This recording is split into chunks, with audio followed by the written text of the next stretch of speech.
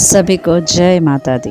नवरात्रि के इस सीरीज़ में आज हम सभी जानेंगे कि नवरात्रि 9 दिन की ही क्यों होती है, 2, 3 या 4 दिन की ही क्यों नहीं। क्या विज्ञान है इसके पीछे, तो आज इसे हम समझेंगे। तो नवरात्रि के आध्यात्मिक ज्ञान को तो हम सभी जानते हैं कि माता के 9 स्वरूप की इन दिनों पूजा की जाती है, जो हमारे जीवन की सभी अवस्थाओं को भी दर्शाती है। और वैसे तो बहुत सी कथाएं हमें देवी भागवत पुराण में भी देखने को मिल जाती है। असुरों का वध करने के लिए माता ने नए नए स्वरूप धारण कर उनका मर्दन किया था, यानी अधर्म पर धर्म की विजय का पर्व नवरात्रि माना जाता है। लेकिन हमारी भारतीय सनातन संस्कृति में सभी त्यौहार मानवीय सुरक्षा के लिए बनाए गए हैं। उनमें से नवरात्रि पर्व भी आता है, जो सूक्ष्म शरीर की शुद्धि के साथ साथ स्थूल शरीर की भी शुद्धि करता है। इस नवरात्रि के पर्व के साथ हमारा आयुर्वेद जुड़ा हुआ है और माता का नव दुर्गा स्वरूप हर एक औषधि को भी बताता है, जिसका सेवन शरद ऋतु में करना लाभदायी होता है और समस्त रोगों से हमारा रक्षण करती है। यह सभी औषधियाँ कवच का कार्य करती है, जिसके सेवन मात्र से हम स्वस्थ और निरोगी शरीर को प्राप्त करते हैं। तो आइए समझते हैं उन सभी औषधियों के बारे में। तो नव दुर्गा का प्रथम रूप शैलपुत्री है, जिसे हम हिमावती यानी पर्वत का ही जो एक रूप है। आयुर्वेद में इसे हरण या हरितिका भी कहा जाता है, जो आपके शरीर के लिए अमृत के समान होती है। माता का द्वितीय स्वरूप ब्रह्मचारिणी है, जो हमें ब्रह्म का आचरण करना सिखाती है और आयुर्वेद में ब्राह्मी को ब्रह्मचारिणी कहा गया है।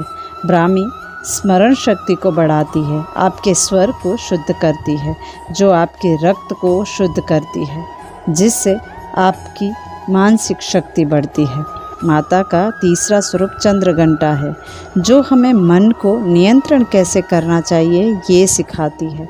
इसे आयुर्वेद में चंदूशूर या चमसूर कहा जाता है, जो आपके मोटापे को नियंत्रण में रखने का कार्य करती है, आपके हृदय रोग को सही करती है। अतः ऐसे रोगी को चंद्रघंटा की पूजा करनी चाहिए।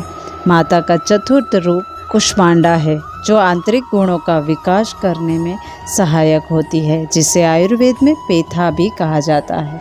पेथा आपके रक्त के विकार को दूर करता है, आपके पेट को साफ करता है, आपकी पित्त और गैस को सही करता है, आपकी मानसिक शक्ति को बढ़ाता है। माता का पांचवा स्वरूप स्कंद माता है, जो हमें स्वयं की संभाल लेना सिखाती है।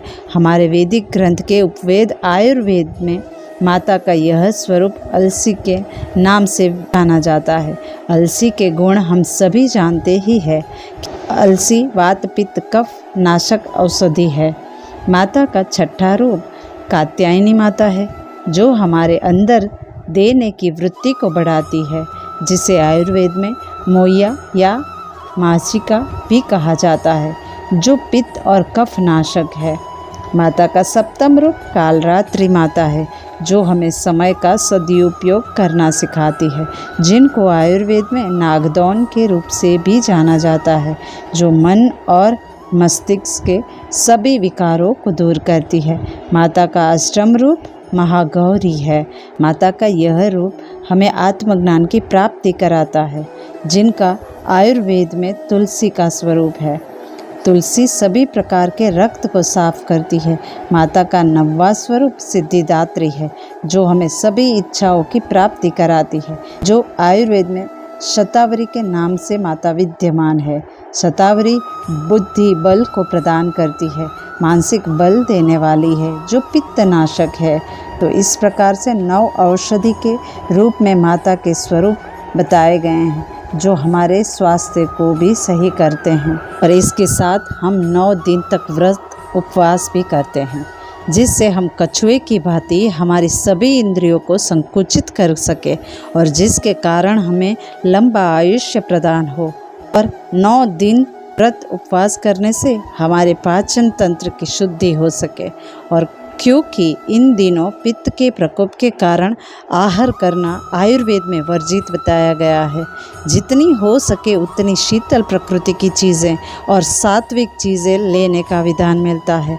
और क्योंकि शरद ऋतु को रोग की माता कहा गया है, क्योंकि शरद ऋतु में ही रोग बढ़ते हैं, इसीलिए हमारे महान ऋषियों ने हमारे शरीर के रक्षण के लिए आयुर्वेद को त्योहारों के साथ जोड़ दिया, जिससे हमारा स्थूल शरीर भी निरोगी रहे और जिसके कारण हमारी आध्यात्मिक सफ़र में प्रगति होती रहे। इसीलिए इन दिनों में यज्ञ, हवन, जप, तप, ध्यान का भी महत्व ज़्यादा होता है। तो हमारे ऋषि मुनियों ने हमारे सूक्ष्म शरीर, स्थूल शरीर और प्रकृति, यह तीनों का हमारे स्वास्थ्य के साथ गहरा संबंध है, यह हमें त्योहारों के माध्यम से समझाया है। लेकिन बड़ी दुख की बात है कि जिसकी खोज हमारे ऋषि मुनियों ने की थी, आज उसका श्रेय विदेशी लेकर जा रहे हैं और हम हमारी सनातन संस्कृति से अनजान बने हुए हैं। हमें हमारी सनातन संस्कृति के त्योहारों का विज्ञान को समझकर उस त्योहारों को मनाना चाहिए, उस पर्व को पूरे हर्षोल्लास के साथ और पूरी समझ के साथ मनाना चाहिए। तो उम्मीद है आप सभी को नवरात्रि की इस सीरीज़ में ज्ञान प्राप्त हुआ होगा। तो मिलते हैं अगली बार एक और नए ज्ञान के साथ। तब तक खुश रहिए, स्वस्थ रहिए और अपनों का ख्याल रखिए। धन्यवाद। अस्तु।